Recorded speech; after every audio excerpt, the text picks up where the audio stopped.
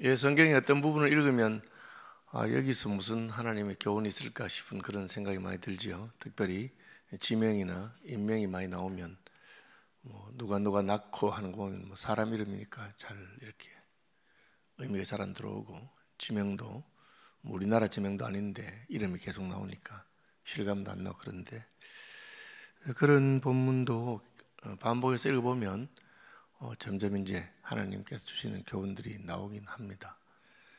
저도 히브리 이스라엘에서 무슨 유학한 적도 없고 살아본 적도 없고 그냥 여행 몇 번 한 정도이기 때문에 이 지명이 그렇게 실감이 나진 않는데, 한번 살펴보겠습니다. 요셉 자손이라 했는데 4절에 보면 요셉의 자손 므낫세와 에브라임이 그들의 기업을 받았더라라고 되어 있습니다.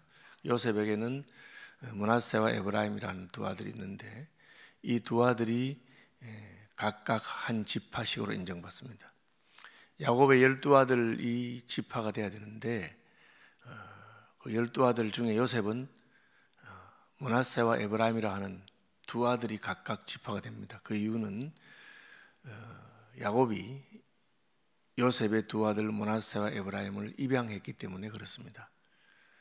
요셉이 말년에 총리로 출세하고 형들도 다 와서 자기한테 절하고 모든 이런 하나님의 그 꿈으로 보여주신 계시가 성취되었는데, 요셉의 마음에 늘 그 아쉬움으로 남아있던 것이 자기가 애굽에서 결혼을 했는데 제사장들의 딸, 온 제사장의 딸들하고 결혼했습니다. 그래서 그 결혼은 아버지에게 허락받은 결혼이 아닙니다.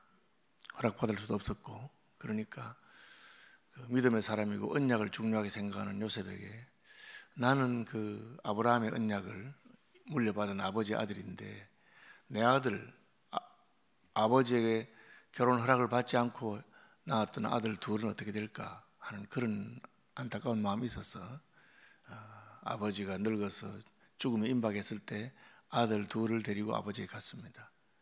그런데 그때 야곱은 눈이 어두워서 요셉이 오는 것을 기척을 들어도 누군지 몰랐는데 옆에 있던 사람들이 당신의 아들 요셉이 왔다 하니까 그 말을 듣고 요셉에게 바로 하는 이야기가 요셉이 왔구나, 내가 너한테 할 말이 있다 하면서 내가 애굽에서 낳은 아들 므낫세와 에브라임은 내 아들이 된다.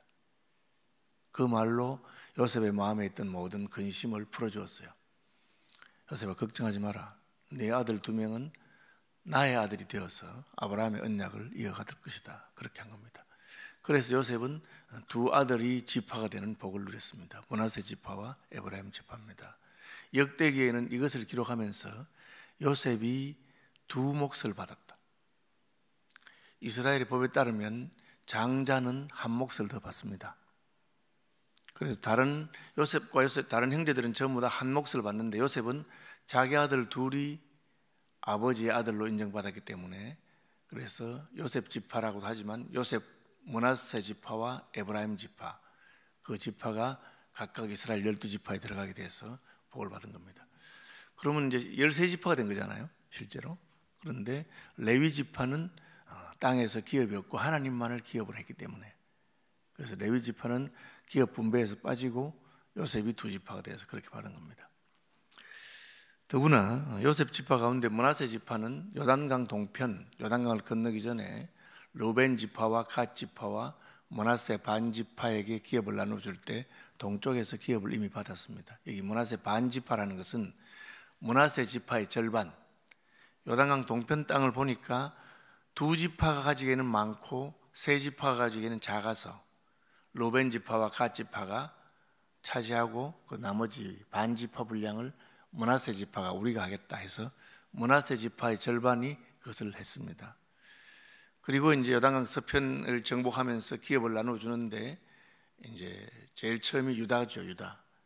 유다에게 먼저 기업을 줍니다. 유다는 야곱의 아들 가운데서 메시아가 나올 것을 예언받은 지파이기도 하고, 유다가 요셉이 팔려갈 때 다른 형제들과 동의하지 않고 자기가 살려주려고 했는데 실패하고, 그 뒤에 애굽에 곡식 사러 갈 때 유다가 자기 아들을 아버지에게 담보로 삼면서 내가 또 가겠다 하고, 그런 여러 가지 그 유다의 행적으로 말미암아 유다는 장자의 명분, 메시아가 오는 지파가 되게 됩니다. 그렇죠? 어쨌든 유다 지파 갈렙도 있고 해서 유다 지파가 먼저 차지하고 그 다음에 이제 두 번째 분배받은 것이 요셉 지파인데 요단강 동편에 이미 반을 받았기 때문에 요단강 서편에는 므낫세 지파의 절반과 에브라임 지파가 받게 됩니다. 그것이 16장과 17장에 기록되어 있습니다. 16장에는 이제 에브라임 지파의 땅, 17장에는 므낫세 지파의 땅, 그리고 1절에서 4절은 이 두 지파의 땅이라고 하는 것을 합해서 쭉 설명하고 있습니다. 그 다음에 이제 이름이 보면 우리가 아는 유명한 이름들이 많이 나옵니다. 여리고, 그 다음에 베델, 이런 이름이죠. 이것은 거의 신약에 올 때까지 나오는, 신약에도 여리고가 나오고 베델도 나오고 유명한 지명입니다. 오래된 도시죠. 왜 그럴까요? 그 지역이 지리적으로 사람들이 살기에 좋거나 농사를 짓기에 좋거나 혹은 장사하기 좋거나 지리적으로 괜찮은 지역입니다. 우리나라 인구 밀도가 높다고 한 적이 있습니다. 좁은 땅에 많은 사람이 산다. 그러면서도 10리를 가도 100리를 가도 사람 하나 살지 않는 곳도 있습니다. 강원도의 첩첩산중이라든지 그런 데는 사람이 살지 않습니다. 사람이 많이 사는 서울이나 부산이나 이런 데는 많이 살죠. 역시 그 지역이 좋은 곳이기 때문에 그렇습니다. 저는 한강을 지나가면서 서울을 보면 참 이 도읍지로 잘 골랐다. 물이 많고 산들이 있고 그런 게 있는 겁니다. 예나 지금이나 사람들이 살기 좋은 지역에는 마을이 생기고 성읍이 생기고 그렇게 하는데 그 성읍이 100년, 1000년을 지나서 계속된다는 것은 그 지역이 좋은 지역이란 겁니다. 그래서 요셉 지파가 받은 땅을 보면 상당히 유명한 땅들이 많이 있습니다. 그래서 이 지역이 상당히 괜찮은 곳입니다. 어떻게 했나요? 제비 뽑았는데 그렇게 됐습니다. 요셉 자손이 제비 뽑은 것은, 이 제비 뽑았다는 말은 하나님께서 분배해 주었다는 뜻입니다. 서로 그냥 다투지 않고 하나님께서 분배했다. 그래서 하나님이 요셉 지파에게 상당히 좋은 땅을 주었다, 그리고 먼저 주었다 하는 것을 생각할 때 이것은 요셉이 하나님을 위해서 헌신한 것과 관계됩니다. 요셉은 종으로 팔려갔으면서도 원망하거나 하지 아니하고 믿음을 지켰고, 그리고 늘 아버지의 언약을 사모하고 그 언약에 자기 자녀들이 편입되기를 바랬고, 그 요셉의 소원과 기도대로 하나님은 므낫세와 에브라임을 두 지파로 언약에 편입시키고, 그리고 요셉은 이미 죽은 지 오래되었지만 요셉의 후손들에게 복을 주었습니다. 나를 사랑하고 내 계명을 지키는 자에게는 천대까지 복을 주신다고 하신 그 말씀처럼 그것을 보여주신 것입니다. 지명들 가운데 여리고는 사실은 굉장히 풍요롭고 기름진 땅인데, 여리고성이 무너지는 그 역사 때문에 하나님께서 여리고를 다시는 세우지 말아라, 이렇게 기름지고 풍요로운 땅도 하나님을 대적할 때는 그냥 폐허로 있도록 두어라, 그렇게 했어요. 그런데 나중에 이 저주를 무시하고 그 땅을 세운 사람이 생겨납니다. 여리고성을 기초를 놓을 때 큰아들이 죽고 성문을 달 때 둘째 아들이 죽으리라는 저주가 있는데 아들들이 죽어나가도 그 성을 세운 사람이 있습니다. 베델 사람 히엘이. 그건 뭘 말합니까? 욕심이 났다는 거죠. 여리고성을 세우고 싶고 거기 너무 좋다는 땅입니다. 그런 뜻이고요. 2절에 보면 베델에서부터 루스로 나가라고 되어 있는데, 원래 베델과 루스는 같은 곳이라고 되어 있습니다. 창세기 보면 루스 곧 베델이라 그렇게 되어 있습니다. 그런데 왜 여기는 베델과 루스가 다른 곳인 것처럼 말하고 있는가? 여러분, 이 땅이 이제 지역이 발전하다 보면 그런 일이 종종 생깁니다. 우리가 살고 있는 구역은 광진구인데 원래는 성동구였습니다. 성동구가 발전하니까 그 일부를 잘라서 광진구와 성동구로 나누게 된 것입니다. 구리 지역에 있는 땅 중에 일부가 원래는 경기도였는데 서울에 편입될 수도 있습니다.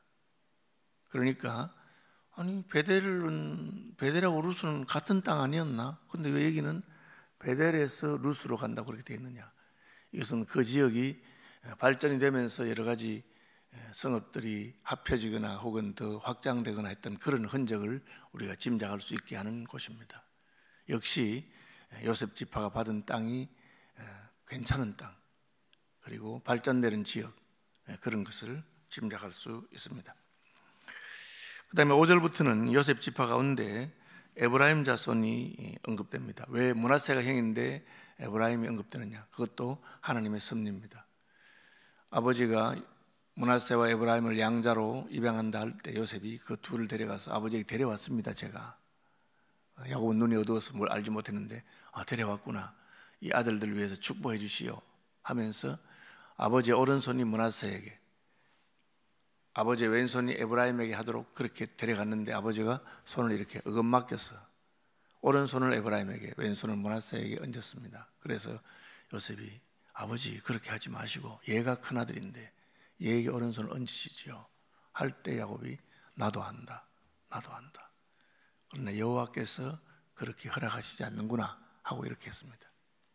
여기서 우리는 하나님의 섭리와 주권이 인생의 계획보다 훨씬 더 앞선다는 것을 알 수 있고, 요셉은 아들이지만 아버지 야곱이 그 아들의 부탁을 거절하기 힘든 아들입니다. 자기 가문을 살렸지요. 형들에게 쫓겨났다가 총리가 되었으니까 아버지의 마음이 딴 아들과 다르게 요셉의 부탁은 거절하기 힘들지만 아버지는 요셉의 부탁을 거절하고 그렇게 했던, 그래서 우리는 하나님의 주권이 훨씬 더 앞선다는 것을 인정해야 되고, 에브라임이 그런 복을 받았습니다. 그래서 에브라임 이야기를 먼저 하고 그 다음 장에 이제 므낫세 이야기를 하고 있습니다. 그다음 지명은 쭉 나오는데 저도 이 지명을 다는 모르고 어쨌든 중요한 지명들로 봐서는 괜찮은 곳이고 바다까지 지중해까지 연결된 아주 중심되는 지역을 차지했다는 것 정도만 생각하겠습니다. 9절에 가면 또 특이한 게 있습니다.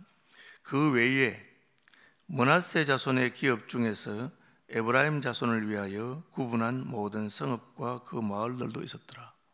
이게 무슨 말이냐? 하나님이 므낫세 지파와 에브라임 지파에 준 땅인데 이건 므낫세 지파에 준 땅입니다. 그런데 므낫세 지파에 준 땅 중에서 에브라임이 가서 좀 달라고 했는지 그 성읍과 그 마을들은 우리가 살면 좋겠다. 지금 이제 가나안 땅을 정복하며 살고 있기 때문에 아직까지는 구석구석을 다 차지해서 살지 않습니다. 좋은 지역부터 먼저 이렇게 차지해서 살고 있는데 이 땅은 므낫세에게 준 땅인데 에브라임이 가서 달라고 하니까 므낫세가 줬어요. 여기서 우리는 에브라임이 굉장히 영악하고 자기 것을 잘 챙긴다는 것을 알 수가 있습니다. 세상적으로 말하면 애살이 있고 똑똑해서 딱 보니까 므낫세는 저 땅을 별로 필요로 하지 않지만 우리가 차지해 놓으면 두고 좋겠다고 생각한 거죠. 그래서 사실 하나님이 갈아준 대로 만족하고 감사하면 되는데 에브라임은 거기서 한 걸음 더 나가서 달라고 해서 받은 겁니다. 성경이 이 부분에 관해서 잘했다 잘못했다 평가하고 있지 않지만 우리는 그 성향을 알 수 있습니다. 기질적으로 잘 양보하는 사람이 있고 기질적으로 다른 사람 것을 더 어떻게든지 빼앗아서 차지하려고 하는 사람이 있습니다. 에브라임 지파가 그러했다는 겁니다.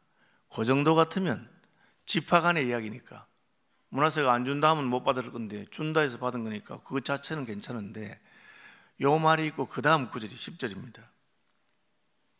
그들이 게셀에 거주하는 가나안 족속을 쫓아내지 아니하였으므로, 이 게셀은 저 앞에 가면 나옵니다.